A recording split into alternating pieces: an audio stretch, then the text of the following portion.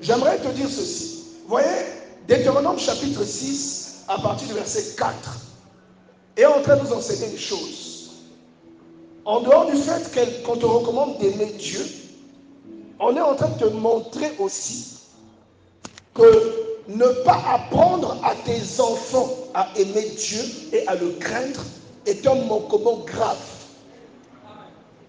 Dieu accorde tellement d'importance à chacune des âmes qui se trouvent sur la terre.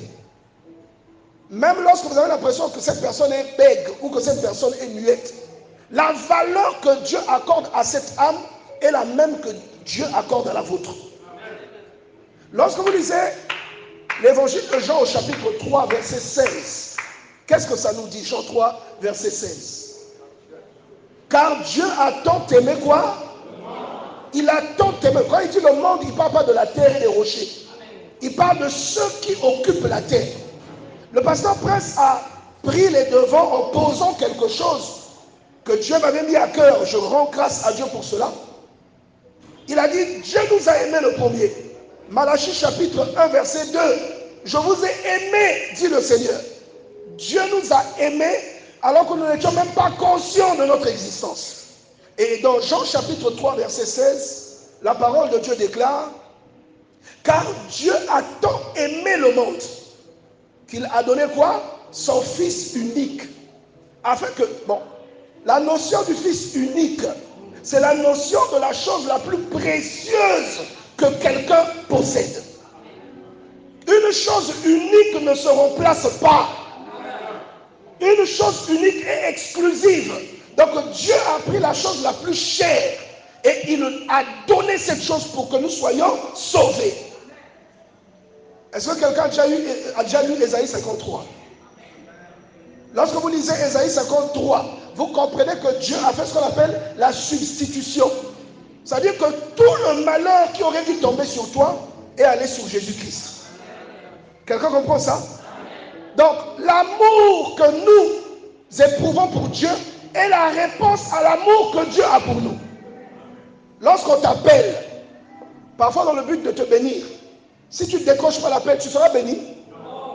Quand ta femme t'appelle dans le but de te dire, chérie, tu me manques, si tu ne décroches pas, tu écouteras la parole. Donc à l'appel, il faut une réponse. Et à l'amour, il faut une réponse. Donc Dieu prend les devants. Il te dit qu'il t'a aimé en premier. Et il te conseille. Deutéronome chapitre 6, verset 5. Il te dit que tu n'auras qu'un seul Dieu. Et tu dois l'aimer. Regarde les précisions qu'il prend le soin de souligner. Il dit, tu l'aimeras de tout ton cœur, virgule. Il fait exprès pour que tu fasses le distinguo entre le fait d'aimer Dieu de tout son cœur et le fait d'aimer Dieu de toute son âme. Est-ce que tu comprends ça? Regarde, beaucoup parmi nous, nous blaguons avec l'amour que nous devons éprouver pour Dieu. J'étais en train d'enseigner la semaine passée que Dieu nous aime tous. Dieu nous aime tous parce qu'il a donné sa vie pour tout le monde. Même pour les violeurs, même pour les infantricides, même pour les fratricides.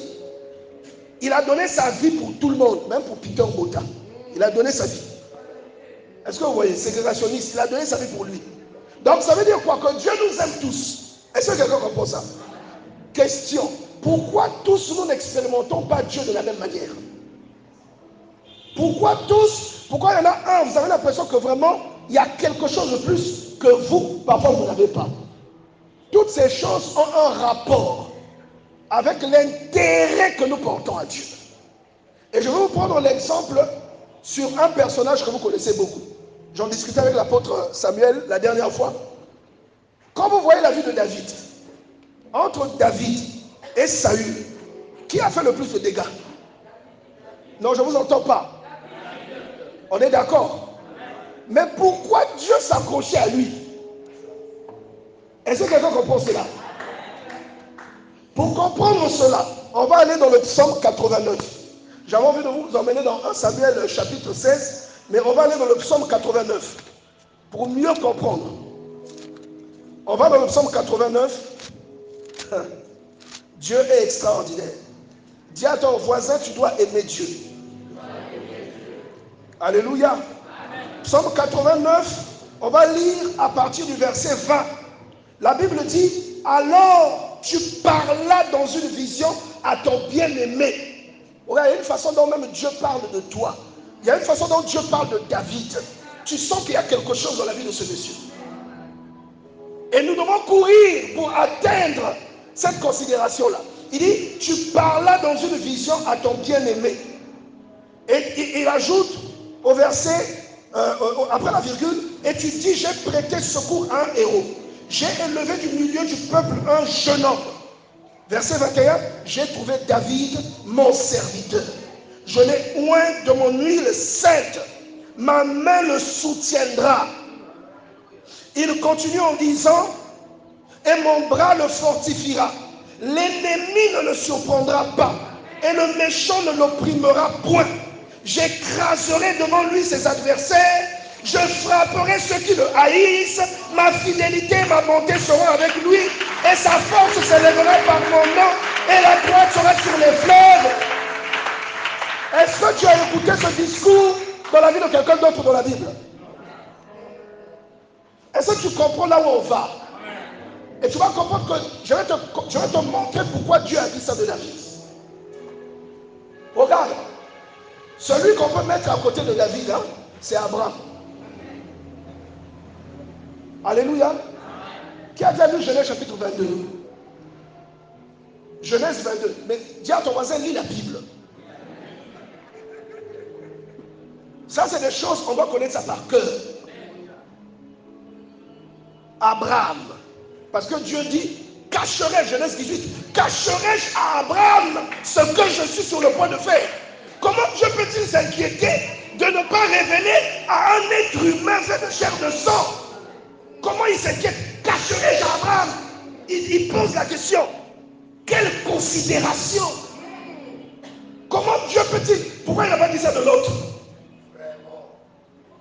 Pourquoi il n'a pas dit ça de l'autre? Pourquoi il n'a pas dit ça de Sarah? Ndoya Momo Sarah. Pourquoi il dit ça d'Abraham? C'est parce que la valeur, regarde, l'appel mérite une réponse. L'amour de Dieu est invariable. Mais ta réponse peut déterminer beaucoup de choses dans ta vie. La réponse que tu donnes à l'amour de Dieu peut déterminer beaucoup de choses dans ta vie. C'est pourquoi le thème d'aujourd'hui s'appelle aimer Dieu. Ça va changer toute ta vie.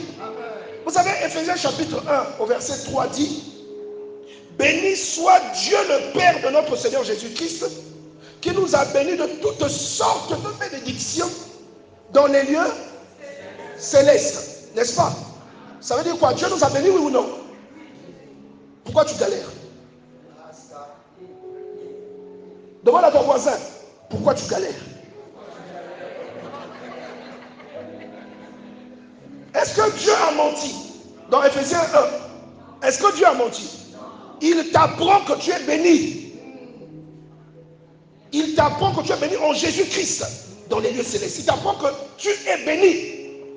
Mais tu vas constater quand tu regardes ta propre vie, il y a un décalage, ce qu'on appelle en anglais un gap, entre ce que Dieu dit de toi et ce que tu vis. Pourquoi? Parce que tout ce que Dieu a laissé pour toi nécessite une implication de ta part.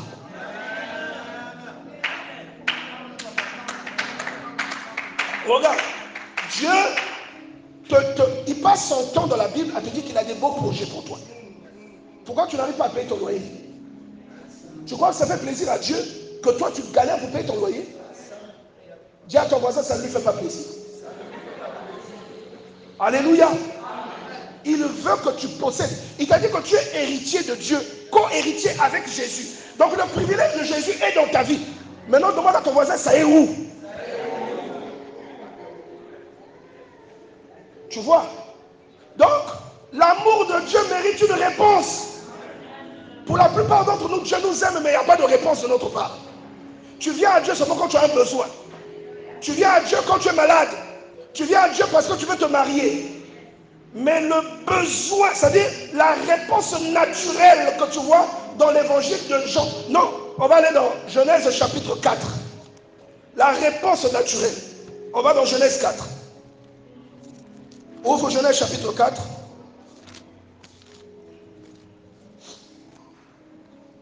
On va lire à partir du verset, bon, pour comprendre, on va commencer au verset 1.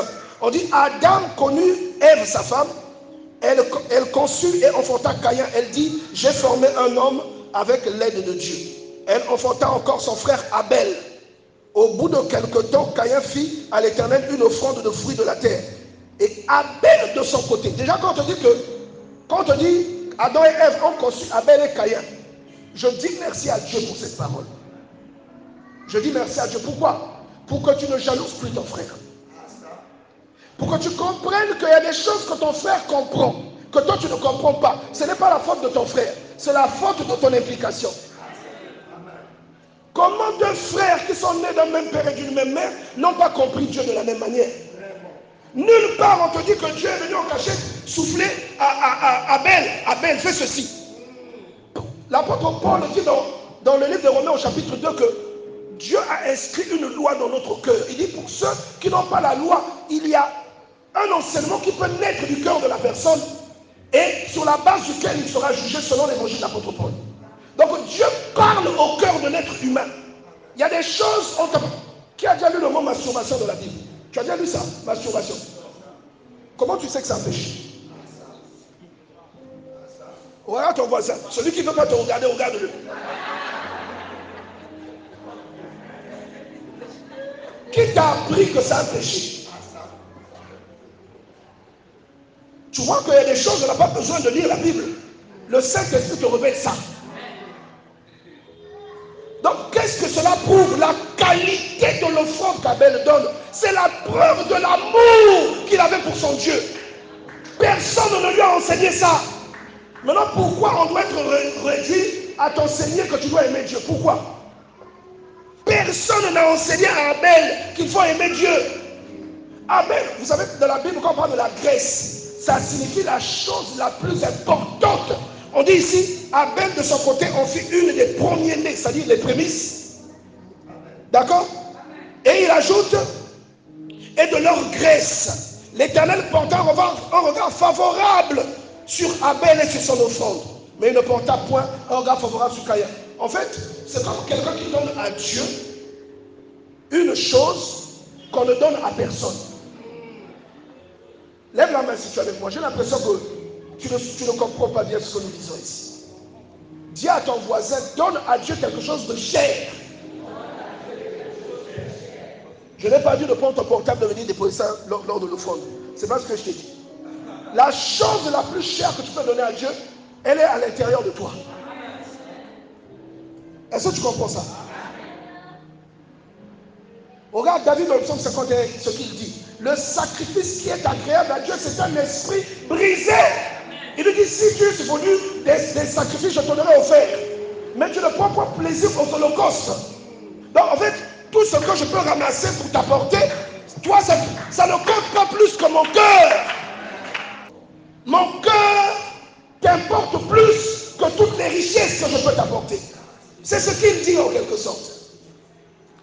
Est-ce que tu te rends compte que Abel, c'est le premier martyr?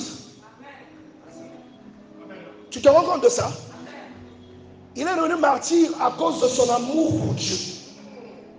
Ton amour pour Dieu a produit quoi? Ton voisin ne veut plus te regarder. Hein? Ton amour pour Dieu a produit quoi?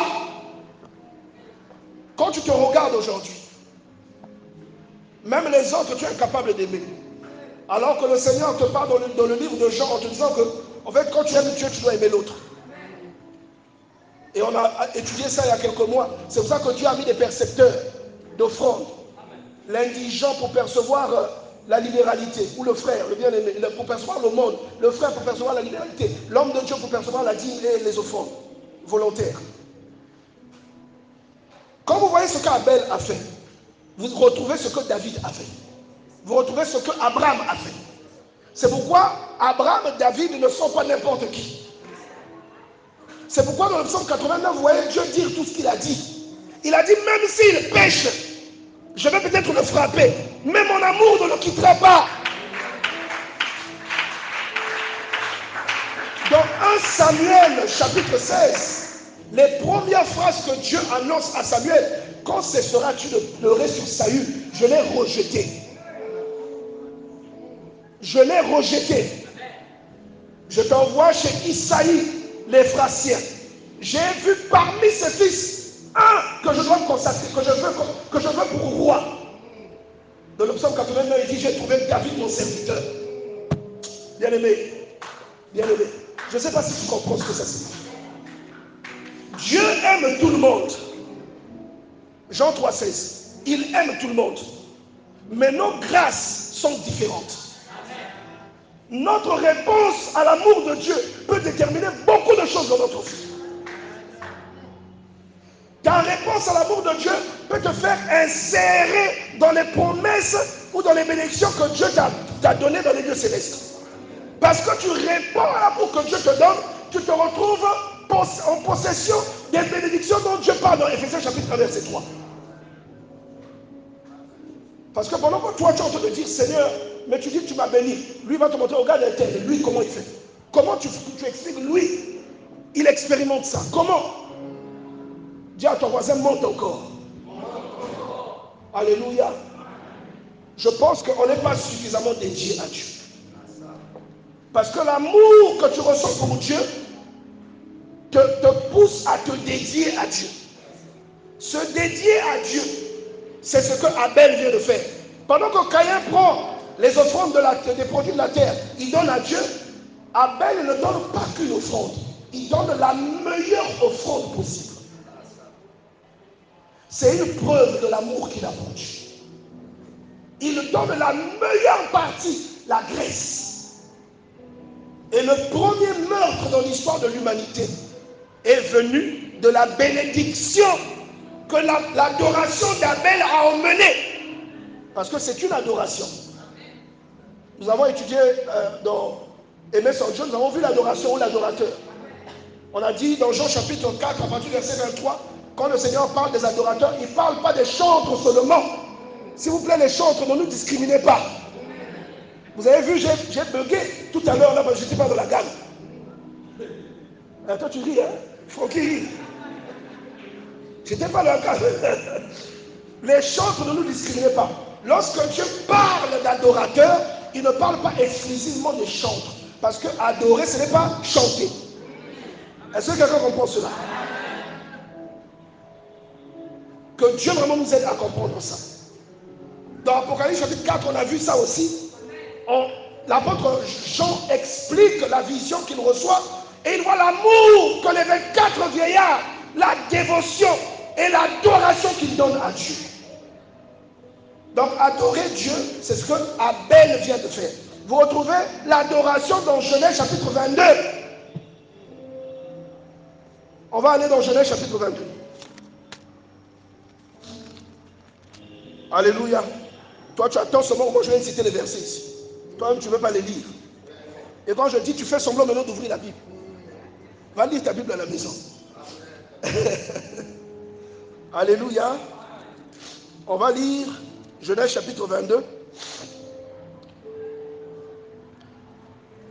La Bible déclare, on va lire à partir du verset 4. La Bible dit, le troisième jour, Abraham levant les yeux, vit le lieu de loin. Donc l'amour pour Dieu va te pousser à aller faire des choses que tout le monde ne peut pas faire. Regarde, tu vas marcher, ils ont marché 3 jours. 3 jours pour un Dieu que tu ne vois pas. Donc qu'est-ce qui te motive? Qu'est-ce qui t'anime à aller là-bas? Là où Dieu te dit, va là-bas, va adorer. Qu'est-ce qui te motive? Donc l'amour, si tu n'as pas l'amour, tu ne le feras pas. Saül, on lui a dit, va tuer Amalek, dévoué par interdit. Il est parti, il a tué certains, il a laissé d'autres. Et beaucoup parmi nous, nous faisons ça ici.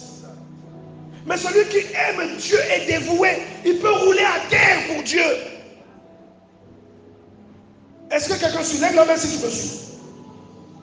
Alors il dit, Abraham leva, au verset 4, le troisième jour, Abraham, levant les yeux, vit le lieu de loin. Et Abraham dit à ses serviteurs, restez ici avec l'âne, moi et le jeune homme, nous irons jusque là pour adorer.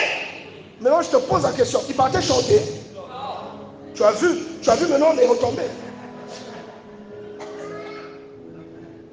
Est-ce que même dans un verset, tu as entendu qu'Abraham a chanté? Il partait à adorer. L'adoration véritable résulte de l'amour qu'on a pour Dieu. Et on ne peut pas servir Dieu correctement si cet amour n'existe pas. Ça va ressembler à un mariage par intérêt. D'une femme qui t'épouse seulement parce que tu as l'argent. D'un homme qui te pousse parce que tu es belle. Il n'y a pas d'amour dedans. Est-ce que quelqu'un comprend cela? Donc lorsque tu vois Abraham faire ça, il est prêt, il a dégainé le couteau. Il est prêt à tuer son enfant. Maintenant, un type comme ça, quand tu vois que Dieu va lui cacher quelque chose, donc là tu comprends pourquoi Dieu s'inquiète. Est-ce que je peux cacher ça à Abraham? Tu comprends pourquoi Dieu s'inquiète? On n'a pas le même niveau avec Abraham. Alléluia. Il n'en avait qu'un à l'époque.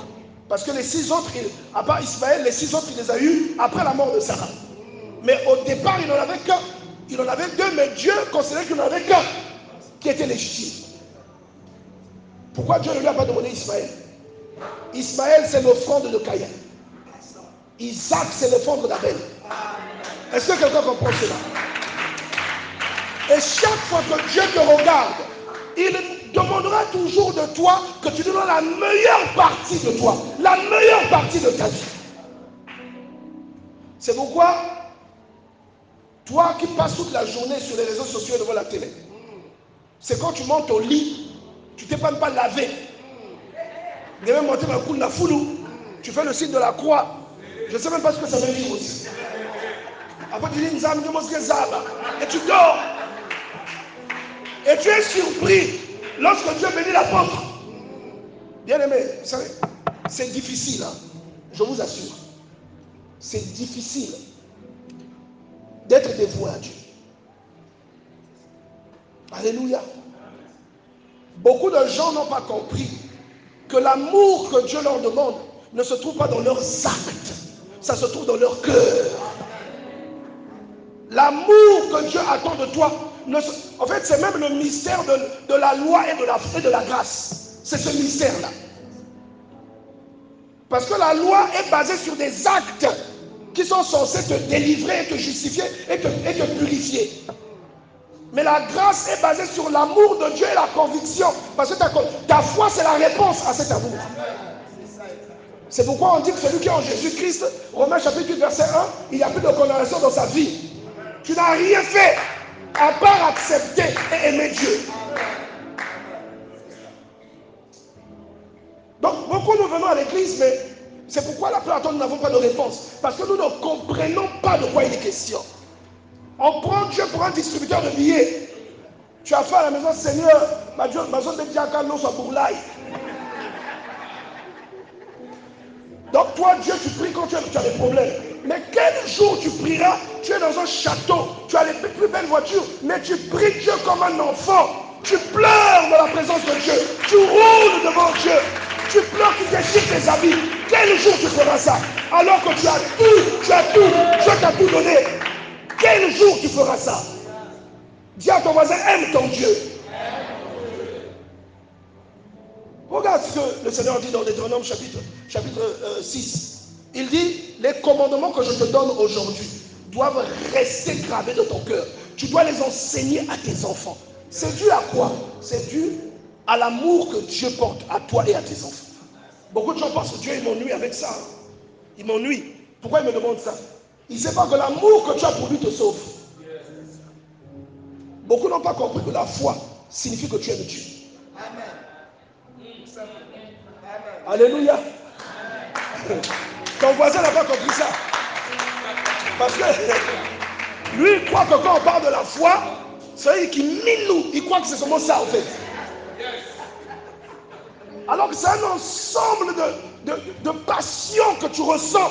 Pourquoi Dieu dit-il que sans la foi, il est impossible de plaire à Dieu? Pourquoi il dit ça? Tu crois que c'est le non-foi là? Ou bien c'est parce que tu aimes Dieu? Donc forcément tu lui plais. Et te dit le juste vivra par la foi.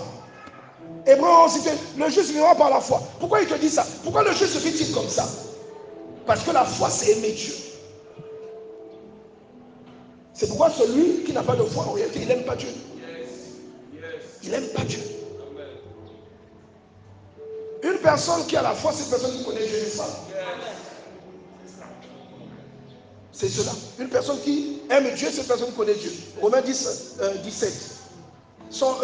La foi vient de ce que l'on entend. Donc quand tu entends, ça veut dire que tu es en train de le connaître. Donc celui qui a la foi en Dieu, ça veut dire qu'il l'a connu. Maintenant, Jean te dit, celui qui n'a pas d'amour n'a pas connu Dieu. Tu vois pas qu'on te dit la même chose? Un côté on met la foi, un autre côté on met l'amour. C'est la même chose. Aime ton voisin à ton voisin. Dis à ton voisin, tu dois aimer Dieu. Bien aimé, je t'assure, Dieu peut prononcer sur toi tout. De toute façon, la bénédiction que tu cherches, tu l'as déjà. Mais elle n'est pas activée. Tu ne connais pas là où il y a tu sais pas là où il y a le bouton. Et dis à ton voisin, cherche le bouton. Tu ne sais pas où appuyer. C'est voilà ton problème. La bénédiction que tu demandes à Dieu, tu l'as déjà. Elle est déjà en toi. Dieu te dit qu'elle est pour toi en Jésus-Christ, dans les lieux célestes. Donc il faut qu'il y ait, comment tu appelles ça? Une fusion entre vous. Si tu n'aimes pas Dieu, il n'y a pas de fusion. On va aller dans le livre des psaumes. On va aller dans les livres des psaumes. On va lire le psaume 100. Le psaume 133, si ma mémoire est bonne. Parce que je te demande, aide-moi, tu ne m'aideras pas. À part l'apôtre, il ne m'aidera pas. Psaume 132. On va lire ça. Maintenant, je vais te montrer comment quelqu'un qui aime Dieu se comporte. Parce que toi, tu crois parce que tu viens à l'église tous les jours, donc tu fais ta part, tu aimes Dieu. Non, tu viens à l'église parce que tu as des problèmes. Qu'est-ce que David avait à faire de ça? Dieu lui a tout donné. C'est ça aimer Dieu. Dieu lui a tout donné. Mais regarde ce qu'il fait. Psaume 132, verset 1. Éternel, souviens-toi de David et de toutes ses peines. Là, c'est même quelqu'un qui témoigne pour David, qui a vu l'amour que David a pour Dieu. Il dit, souviens-toi de lui et de toutes ses peines. Regarde. Il jura à l'Éternel, il fit ce vœu au puissant de Jacob. Je n'entrerai pas dans la tente où j'habite, je ne monterai pas sur le lit où je repose, je ne donnerai ni sommeil à mes yeux, ni assoupissement à mes paupières, jusqu'à ce que j'ai trouvé un lieu pour l'Éternel. Voilà quelqu'un qui refuse de dormir, parce qu'il veut trouver un endroit où il va construire une maison pour son Dieu. Il refuse. Alléluia. Il dit, je ne dormirai pas. Nous jouons avec Dieu. Est-ce que toi et lui, vous pourrez avoir le même rendement? Nous jouons avec Dieu.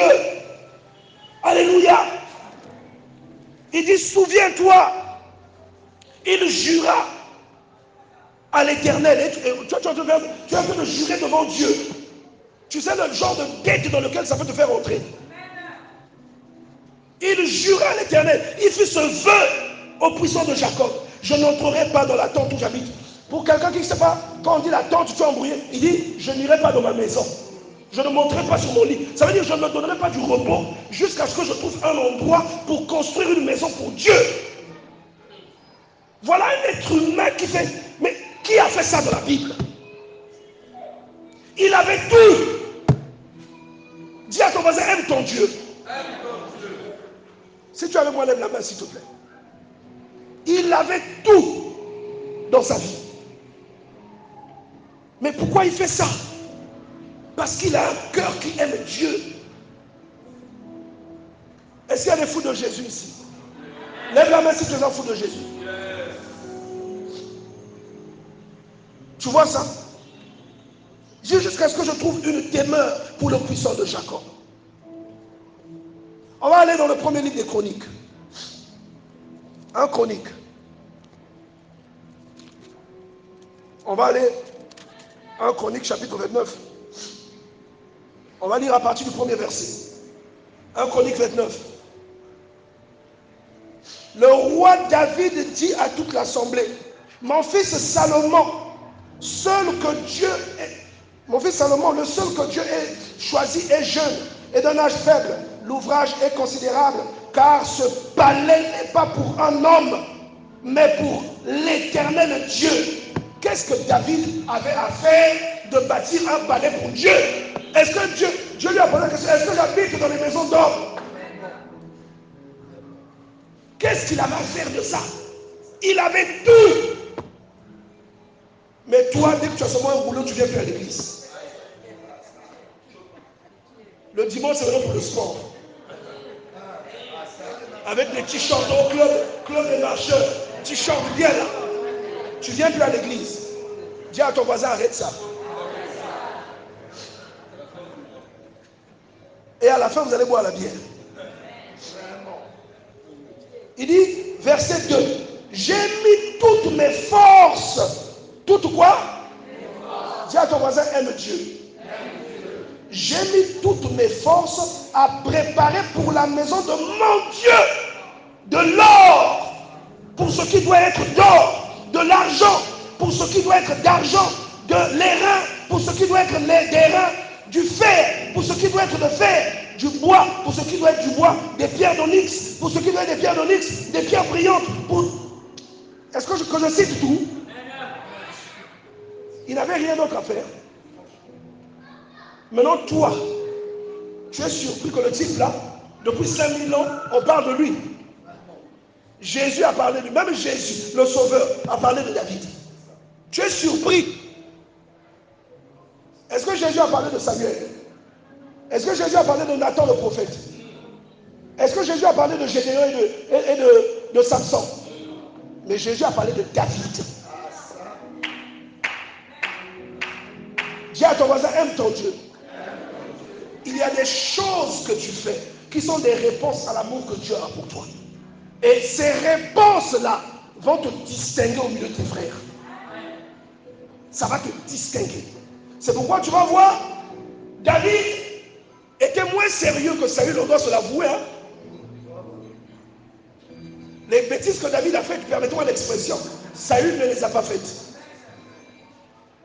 Saül a désobéi, David a désobéi. Dieu avait interdit les histoires de dénombrement. Mais dans le premier livre des Chroniques, on parle du péché de David qui fait un dénombrement. Dieu envoie la peste pendant 3 jours. Donc il avait désobéi. David a tué un homme à cause de sa femme. Il a désobéi. David a couché avec la femme de quelqu'un. Il a désobéi. Maintenant, Saül, ça c'était quelle désobéissance où Dieu le vomit.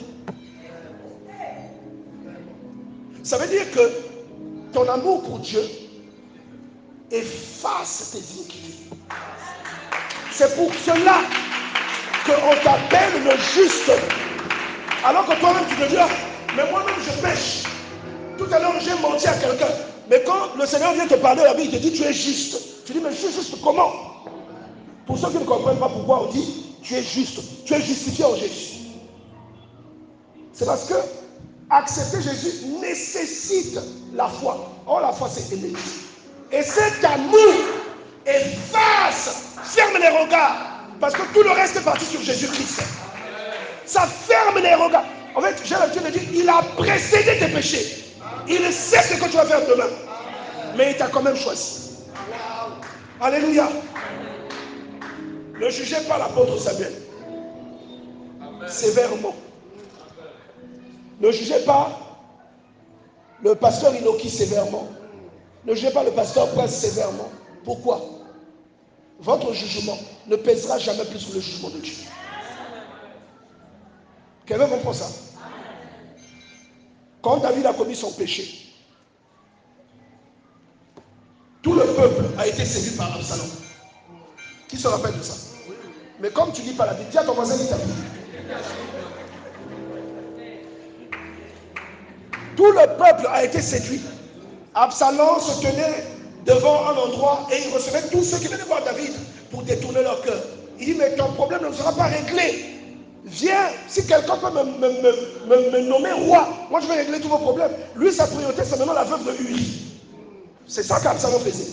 Au bout de quelques années, tout le monde était pour Absalom. Quand Absalom renverse son père fuit. David s'enfuit. Vous comprenez ça? Regarde quand il s'enfuit. Il y a un monsieur qu'on appelle Tsiba qui prononce des malédictions sur lui, qui lui lance des cailloux.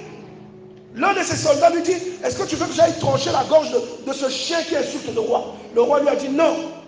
Parce que mon propre fils qui est sorti de mes reins, il veut m'ôter la vie. Mais comme il faut lui, si Dieu lui a dit maudit le fils d'Isaïe, laisse-le me maudire. Mais ce que Tsiba disait était vrai. Tsiba lui disait, tu es un homme de sang.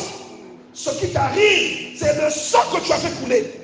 Dieu ne lui a-t-il pas dit dans Chronique que tu as fait beaucoup de guerres? Tu bâtiras pas ta maison. Mais est-ce que Dieu et Tsiba considéraient ça pareillement? Pour Tsiba, David ne méritait plus de vivre. Il fallait les cailloux. Mais pour Dieu, David était son fidèle serviteur. Devant le même péché. Pourquoi?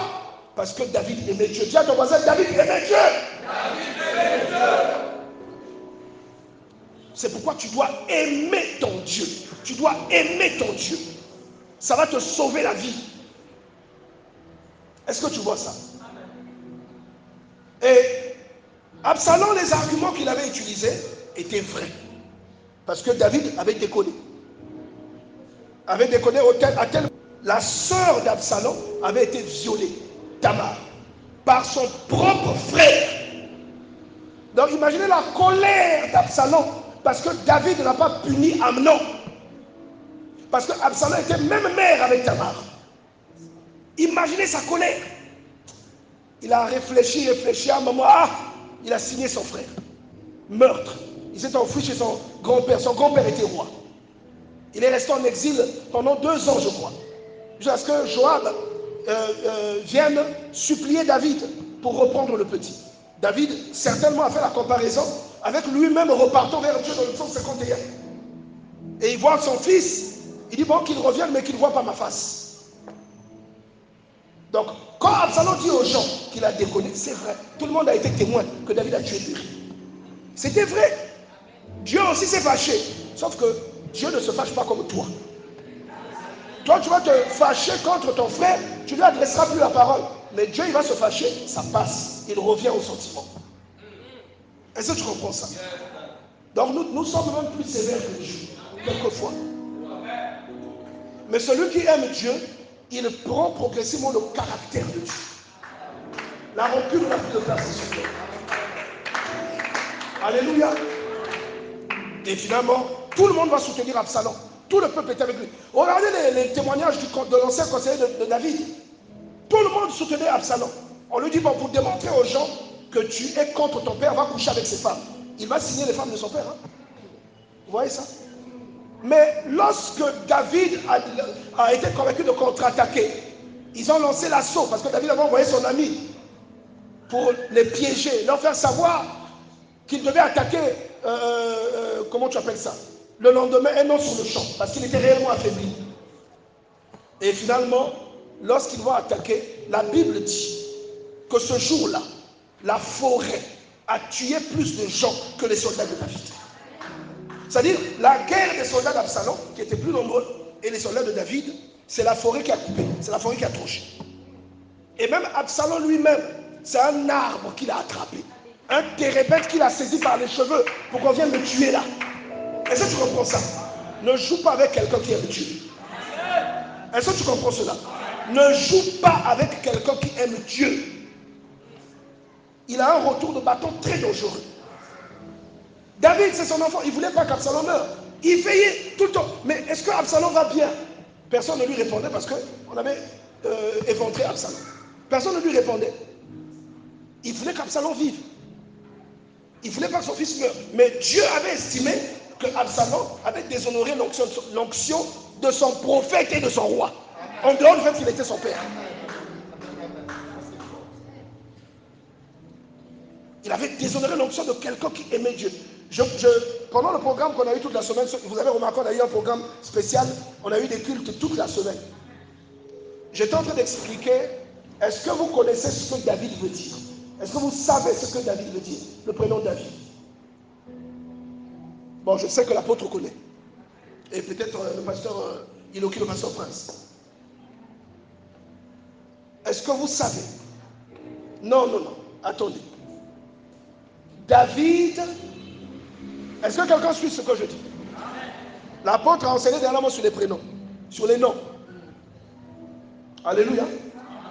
David veut dire le bien-aimé. C'est-à-dire une personne que Dieu aime. Est-ce que vous comprenez ça?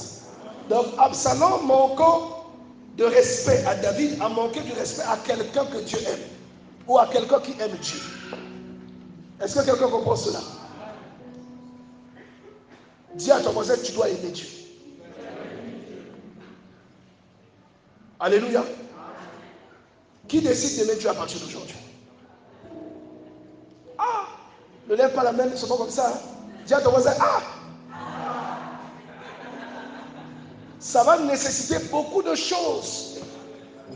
Tu ne peux plus vivre comme tu vis là. TikTok ne peut plus te captiver. Tu vas être un fou. Bon, vous savez, pendant qu'on venait, il y a notre frère Morel qui se plaignait. Bon, pour information, ceux qui ne le savent pas, nous avons maintenant pasteur Principien derrière là-bas. Est-ce qu'on peut acclamer le Seigneur pour pasteur Principien?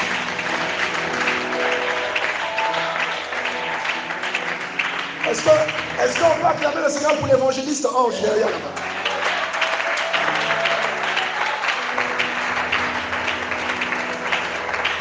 Est-ce qu'on peut acclamer le Seigneur pour le pasteur Inoki?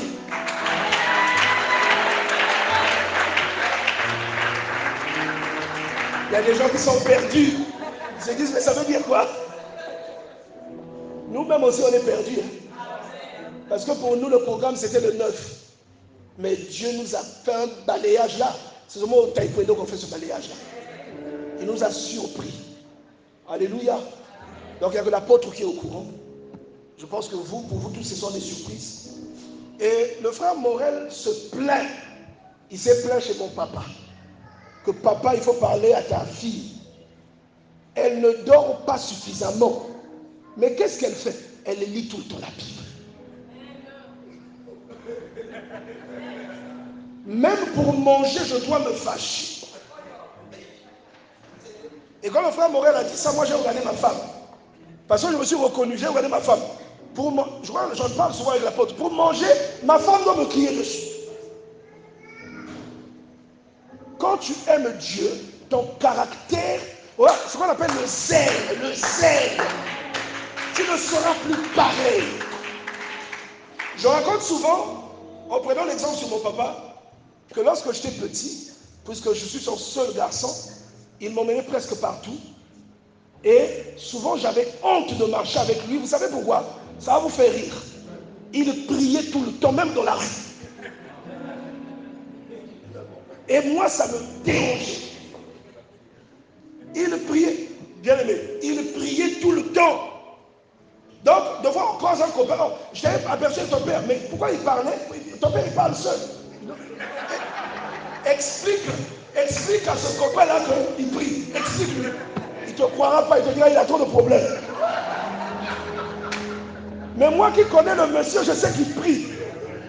Il n'a pas de problème, mais il aime tellement Dieu qu'en marchant, et il a mis dès que tu le vois seulement faire rentrer la main comme ça, c'est fini. Moi je m'écarte. Je sais que lui là, il commence à prier. Donc il va marcher en murmurant, il est en train de prier. Je dis, mais papa, et moi quand c'est comme ça, je vais devant, ou je reste derrière. Il y avait une grâce, après quand je sois consacré, je témoigne souvent de cela. L'apôtre Charlie qui m'avait consacré m'avait dit que après que je t'ai consacré, le Seigneur va faire tomber des blocs qui empêchaient votre famille de vivre certaines choses. Et tu vas remarquer une grâce dans votre vie. Et il te donne un signe.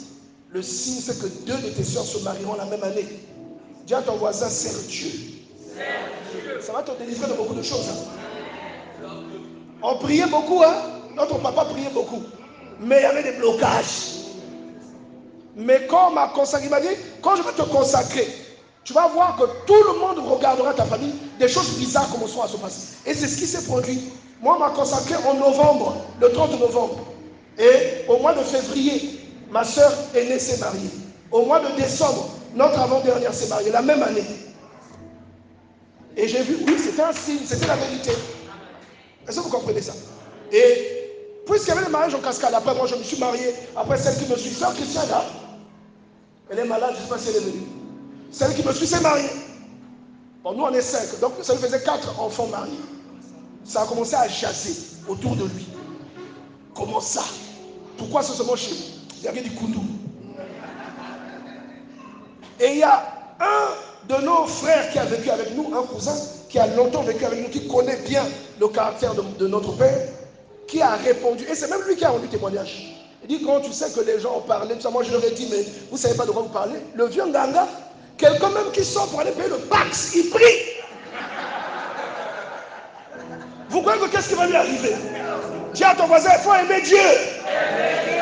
Acclame le Seigneur s'il te plaît.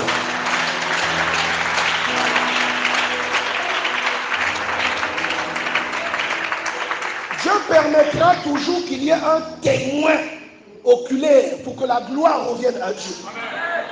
Il y aura toujours un témoin. Il n'était pas obligé de dire ça. Il a dit, vous parlez pour rien. Ce n'est pas un fétiche, ce n'est pas de la sorcellerie. Oh, il n'y a que ses enfants. Non, c'est un homme de prière.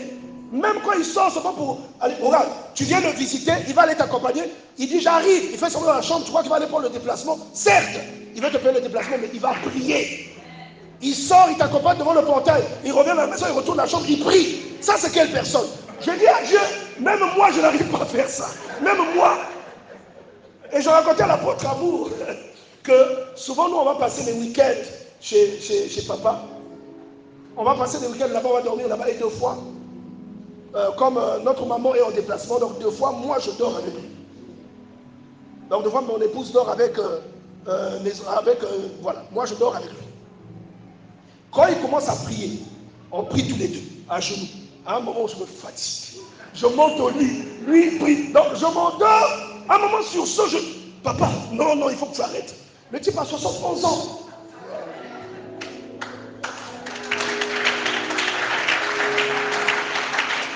Comment un monsieur, permettez vraiment que je prenne cet exemple, comment un monsieur comme ça, comment Dieu ne va pas l'assister?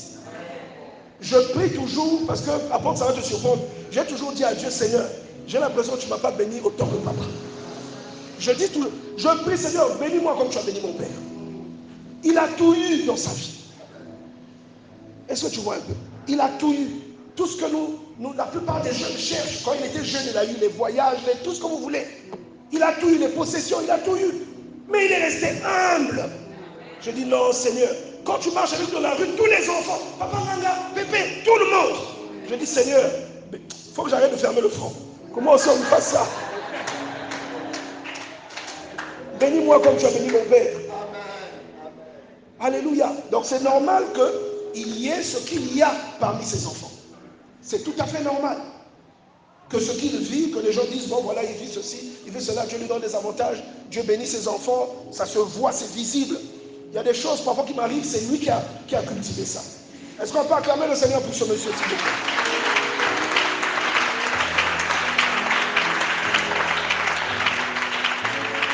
Voilà pourquoi je suis en train de vous citer l'exemple du pasteur Coinsilia. J'ai vu ma maman s'inquiéter parce que mon papa, il pouvait faire 3-4 jours, il ne boit que de l'eau.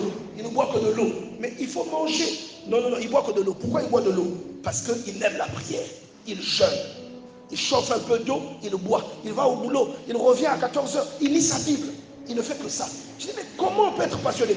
Donc moi, il y a même la passion que j'ai pour Dieu, c'est un transfert en fait. C'est un transfert. Vous voyez? L'apôtre m'a appelé apôtre, non? Bon, vous croyez que moi, le Seigneur m'a envoyé auprès de lui, pourquoi? Dis à ton voisin, transfert.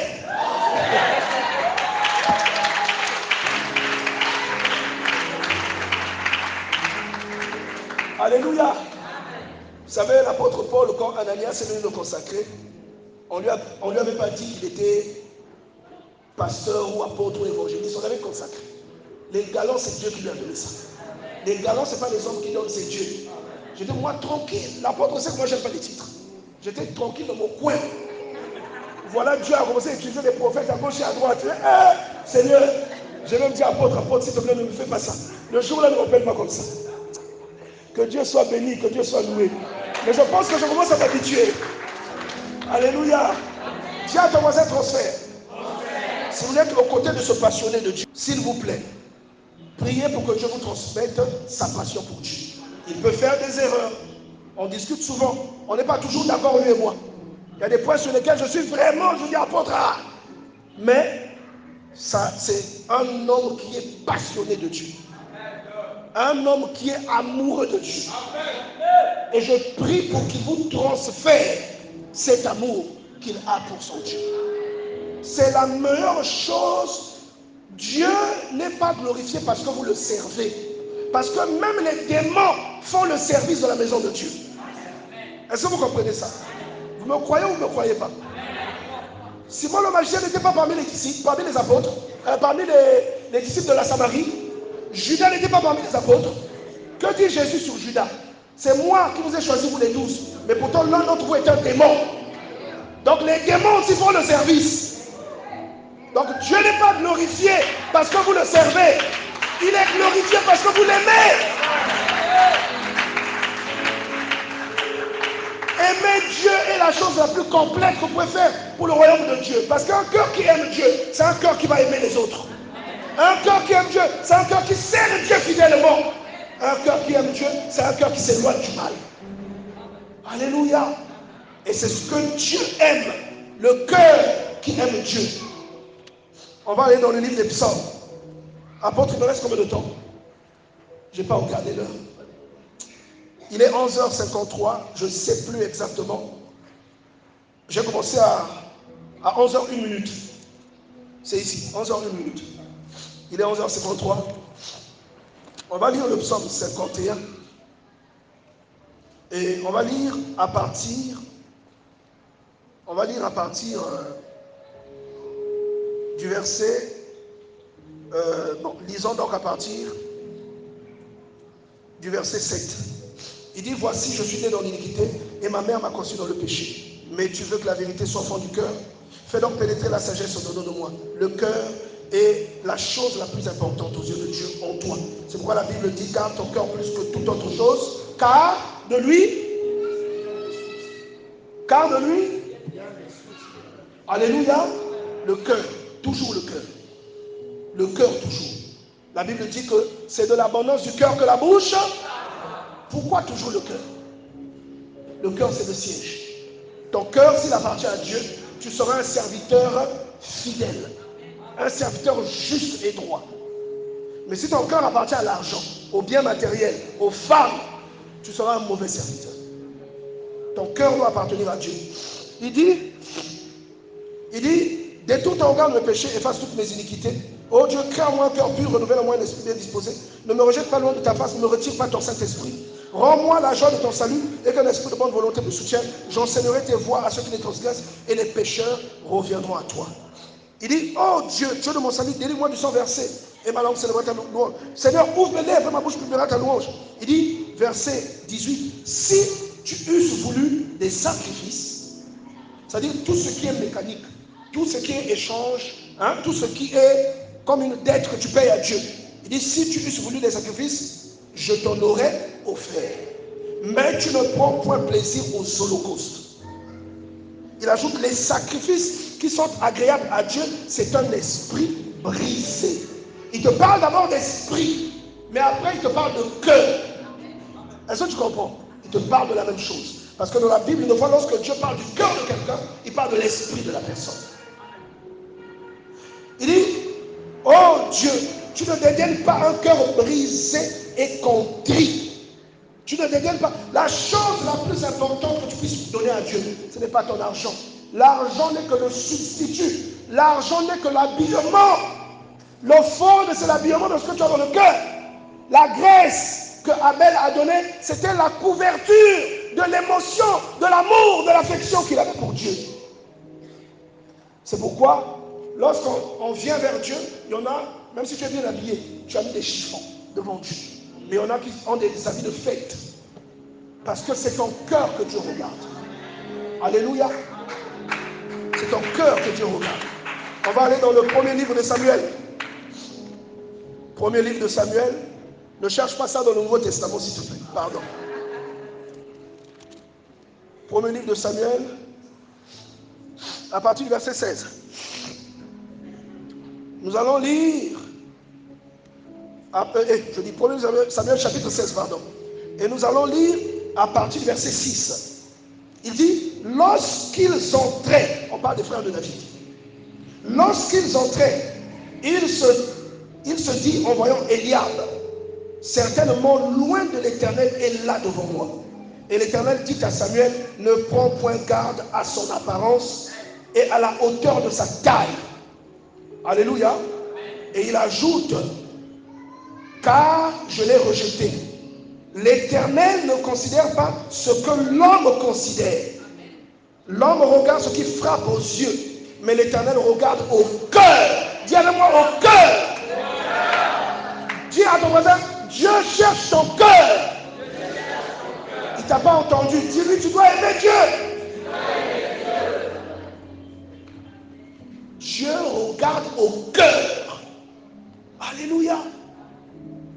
Est-ce que quelqu'un veut offrir son cœur à Dieu aujourd'hui? Quand tu offres ton cœur à Dieu, tu pleures beaucoup. Hein? Le jour où ça m'est arrivé, c'était un 31 décembre 2005. Et j'ai pleuré de 3h du matin jusqu'à 6h du matin. Pour ceux qui ne le savent pas, vous remarquez même ma voix est un peu enrouée. J'étais un adepte de la cigarette. Alléluia. J'avais fait beaucoup d'efforts. Ne me regarde pas comme ça, je t'ai jamais dit que je suis né sans péché. Je sais que toi tu es saint, tu es né dans l'église. Mais moi, Dieu m'a ramassé dans la boue. 1 Samuel chapitre 2 verset 8. Alléluia. Moi, Dieu m'a ramassé dans l'impudicité. Est-ce que quelqu'un comprend ça? Dieu m'a ramassé dans... Ça dit, vous m'avez chef à Kara. Si vous kangez Kara, ah, Dieu a commencé, ah, maintenant, on est à l'église, ça m'a Kara. Vous kangez Kara. Et à l'église, le message est sorti, la personne pleurait, roulait à terre parce que l'esprit, on dit, allez l'appeler, on allait me chercher. Je suis arrivé devant la personne, c'est moi qui avais tort. La personne me dit pardon. J'ai dit Kara toujours. Dieu m'a pris dans la rancune, grand rancunier. Même si on fait 2 ans, je suis là. Est-ce que tu vois ça? Il m'a pris dans l'impudicité. Il m'a pris dans le péché. Vous comprenez ça? Les péchés les plus abjects que tu ne peux même pas imaginer. Et j'ai pleuré ce jour-là. J'ai eu une vision. Le Seigneur m'est apparu sous la forme d'un astre. Et je savais que c'était Dieu. Alléluia. Et tout ce qu'il voulait me dire, il a écrit ça. J'ai vu un doigt écrit dans le ciel. J'ai pleuré. Je pense que j'avais pleuré toutes les larmes de mon corps ce jour-là. Tous les efforts que j'avais faits pour arrêter de fumer étaient restés vains. Pour arrêter toutes les bêtises que je faisais, c'était resté vain. Le jour où ça m'est arrivé, quand je me suis libéré de la je suis allé me laver pour aller au travail, j'ai travaillé très jeune. Bien aimé dans le Seigneur, je n'ai plus jamais fumé de toute ma vie. C'était en 2006. Non, c'était en 2005. Décembre 2004, janvier 2005. Je n'ai plus jamais fumé de toute ma vie. Demander aux fumeurs, c'est impossible. J'ai commencé à fumer au lycée. J'ai fait 3 ans à l'université. J'ai commencé à travailler. Je fumais toujours. Vous comprenez ça? J'arrivais à dribbler mes parents. Mes soeurs savaient, mais elles ne voulaient pas me trahir. Vous comprenez ça? Surtout quand tu vas à l'université, tu es seul. Oh, là-bas, tu as la liberté, tu fais ce que tu veux. Le combat qui est difficile pour toi aujourd'hui, Dieu a la possibilité de le briser si tu décides de répondre à l'amour de Dieu. Je n'avais fait aucun effort. J'avais juste aimé Dieu. J'avais senti comment Dieu m'aime et ça m'a fait pleurer. Je n'ai plus jamais touché de cigarette. Toutes les bêtises que je faisais, je ne les ai plus jamais faites. Est-ce que vous comprenez ça? L'amour que tu donnes à Dieu est une réponse. Dieu cherche ton cœur. Alléluia. Il y avait beaucoup de choses à dire. L'apôtre m'a dit, je peux prendre encore 10 minutes ou 5 minutes. Mais je pense même en 10 ou 5 minutes, ce sera difficile de tout dire. Pour ceux qui le peuvent, aller sur notre chaîne YouTube. Parce que sur Facebook, ce n'est pas évident de retrouver tous les enseignements. Allez sur YouTube, Ministère Bethesda. Et vous allez trouver tous les enseignements qu'on a fait sur aimer son Dieu. Pour l'église de la conquête, l'apôtre peut vous partager ça. Tous les enseignements qu'on a fait sur aimer son Dieu, de fois c'est écrit l'amour de Dieu, aimer son Dieu. Allez étudier ça. Cela fera de vous des vrais adorateurs. On va finir, je vais profiter des 10 minutes qu'on m'a donné, qu'on m'a chèrement donné, pour lire le livre de Jean. Jean n'est pas à la fin de la Bible, c'est juste avant le livre des Actes. On va lire le livre de Jean. Puisque tu entends que Jean est dans l'Apocalypse, donc tu crois que tu vas fouiller ça à la fin. Jean, bon là tu vois l'expérience aussi, hein, parce qu'il y a une chose aussi qui rend aussi les serviteurs de Dieu paresseux, ce sont nos tablettes. Vous comprenez ça? Moi, je vais avoir beaucoup de respect pour l'apôtre Amour s'il utilise une tablette. Parce que je sais qu'il n'a pas besoin de tablette pour lire ou pour trouver des versets, pour trouver des livres bibliques. Est-ce que quelqu'un me comprend? Si tu vas d'abord dans les tablettes, le jour où tu n'as pas ta tablette, tu ne pourras pas utiliser ça. Tu ne pourras pas te retrouver.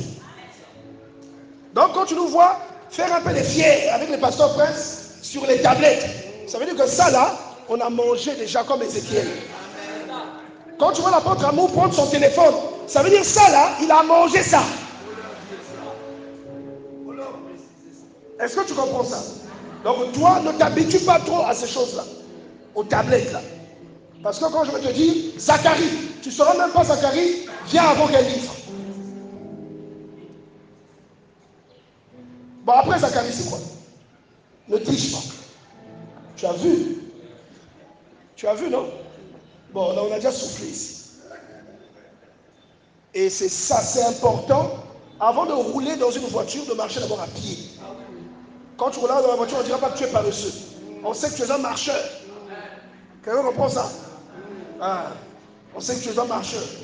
Donc, quand tu connais déjà ta Bible, tu sais que moi, le fait de regarder, même quand je tenais ma Bible, de fois, il m'arrivait de trembler. Quand je tiens la Bible, je suis émo. C'est la passion parce que j'ai tenu ma Bible. Vous voyez ça? Mais les petites Bibles là, la Bible que l'apôtre a pris là, ça ne m'arrange plus. Et ma grosse Bible, je ne l'ai plus. Je l'ai donnée à un nouveau serviteur. Alléluia. La grosse Bible qui me reste, ce n'est pas la version que j'aime. C'est la version Jérusalem et moi j'aime la version Louis II. Donc là, peut-être cette semaine, je dois payer encore une grosse Bible Louis II.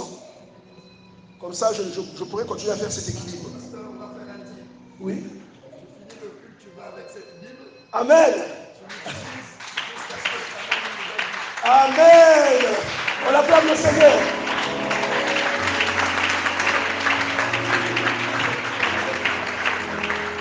Vous voyez, non? Moi, j'ai semé quoi? Une Bible, non? J'ai récolté quoi? Une Bible. Acclame le Seigneur. Dans la vie, il n'y a pas de hasard. Et je me sens à l'aise avec cette Bible. Hein? Elle me rappelle ma première Bible. Elle avait une couverture comme ça. Mais elle est déchirée, tellement je l'ai massacrée, elle est déchirée. De tous les côtés. Mais toi, ta Bible est propre. Tu l'ouvres seulement le dimanche. Bien propre la Bible. La Bible doit être comme ça, avec des pages pliées. Ouais, elle doit avoir des marqueurs, tout ça. Alors, on va lire Jean chapitre 4. On va finir par ce verset. Il me reste 5 minutes. La Bible dit, nos pères ont adoré sur cette montagne et vous vous dites que le lieu où il faut adorer c'est à Jérusalem. Regarde, ça c'est le croyant lambda. Ça dit que tous les croyants raisonnent en pensant que l'adoration est relative à un lieu. Dieu a résolu cette équation. Est-ce que quelqu'un connaît ce que l'apôtre Paul nous dit dans le livre de Corinthiens au chapitre 3 au verset 16? 1 Corinthiens, chapitre 3, le verset 16, nous apprend que nous sommes le temple de Dieu. Le temple, c'est quoi? C'est un lieu d'adoration. Le culte, c'est l'adoration. Parce que quand tu vois le culte, c'est non, tout ça, ça fait partie du culte. En réalité, l'adoration, si tu as un dictionnaire, tu regardes, l'adoration, c'est un culte. L'adoration, c'est le culte. C'est une offrande à Dieu. Donc, pendant que beaucoup se disent, on va adorer où? Toi, tu as l'onction seulement quand tu viens à l'église. Tu ouvres ta Bible seulement quand tu viens à l'église. Mais tu oublies 1 Corinthiens, chapitre 3, verset 16. Vous êtes le temple de Dieu. Dis à ton voisin, tu es le temple de Dieu. Donc le culte se passe premièrement où? À l'intérieur de ton cœur. Est-ce que quelqu'un comprend cela?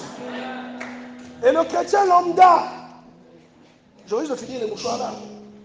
Ne m'en voulez pas. Merci. Alléluia. Je sais que c'est mon grand frère. Donc, alléluia. Donc je profite. Il dit, nos pères ont adoré sur cette montagne. Voilà les faux débats. Et lorsque tu démontres à la personne les Écritures, on en a parlé à l'apôtre, oh non, ça c'est pour les aigles. C'est trop élevé pour toi. C'est la nourriture des aigles. Montre-nous la parole. Alléluia. Il dit, nos pères ont adoré sur cette montagne. Vous vous dites ça à Jérusalem. Jésus dit non. Le vrai modèle d'adoration, Dieu l'a transmis aux Juifs. Comme à un premier de la classe. Comme à un aîné. Afin que par le Juif, qu'il y ait la propagation de la connaissance de Dieu. Et donc, qu'est-ce qu'il a fait? Il l'a dit à Abraham dans Genèse 12. Toutes les nations de la terre seront bénies en toi.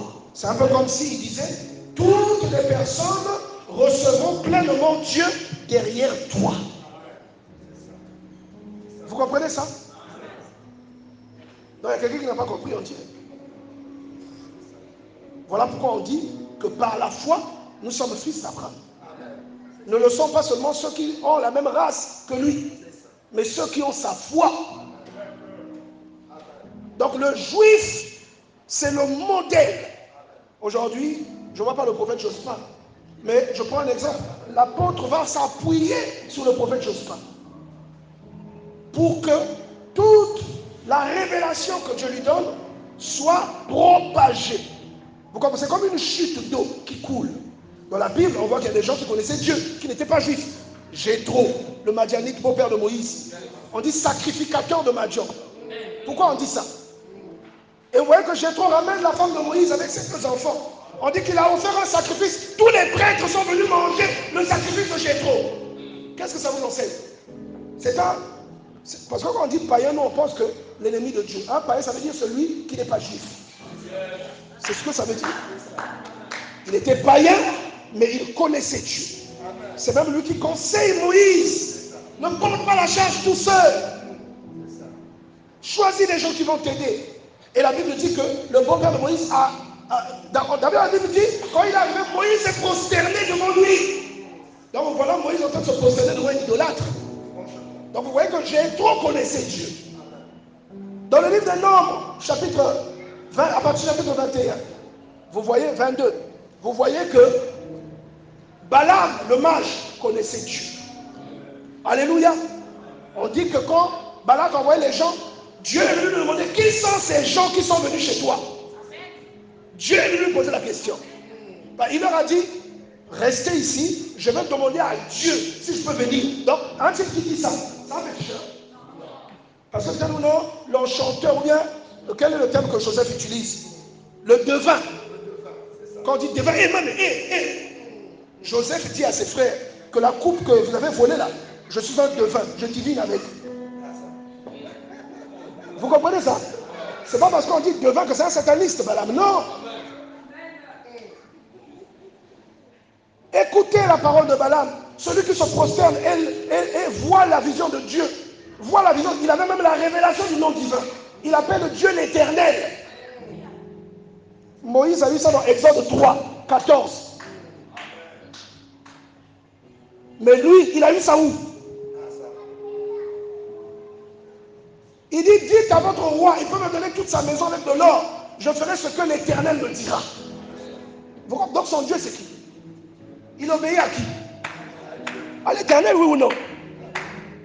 Mais nous, comme Moïse est juif, on dit non, Moïse seulement. Non, les Jéthro là et les Balaam, ce sont des idolâtres.